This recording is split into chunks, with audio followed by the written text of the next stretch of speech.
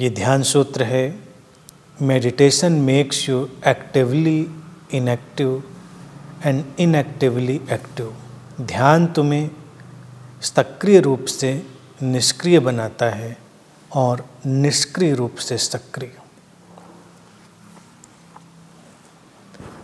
ध्यान की ये विरोधाभासी प्रकृति उसको सूत्र बताता है।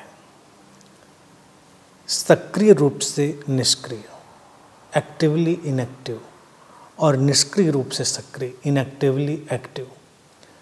यानी कि जब बहुत कुछ हमारे भीतर घट रहा होता है क्रिया के रूप में, तब भी हमारे भीतर एक ऐसा तल बना रहता है जिस पर कोई क्रिया नहीं होती, कोई हलचल नहीं होती। आम तौर से व्यक्ति जब किसी एक्ट में होता है, एक्टिविटी में होता है, तो उसमें ही उलझ के रह जाता है, और अगर इनएक्टिविटी में है, निष्क्रियता में है, तो उसमें ही उलझ के रह जाता है। ध्यान जब घटता है तो जो ध्यानी है, मेडिटेटर है, वो देखता है कि उसके भीतर सक्रियता का तल है, और सक्रियता के साथ भी उसके भीतर वो तल भी उसके दर्शन में आता है जो पूरी तरह ठहरा हुआ है।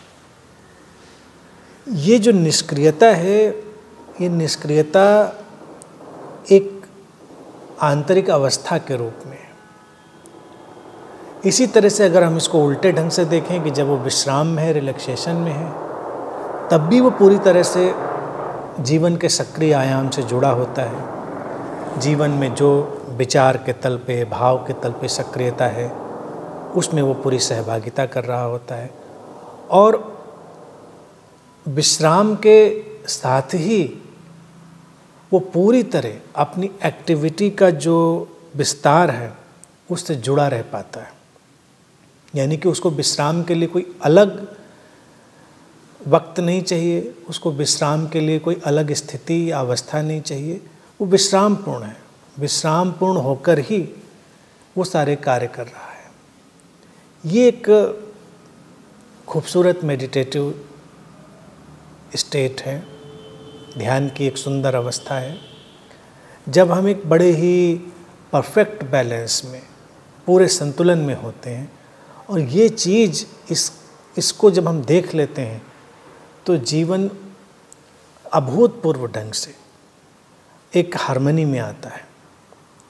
क्योंकि सक्रियता और निष्क्रियता को यहाँ पर हम विश्राम की तरह देखें, और जो एक्टिविटी है, एक्शन और रिलैक्सेशन, इन दोनों का बहुत संतुलन चाहिए। नेचुरल रिदम जो व्यक्ति को दिखाई देती है, उसमें लगता है कि एक्शन का टाइम अलग है, रिलैक्सेशन का टाइम अलग है।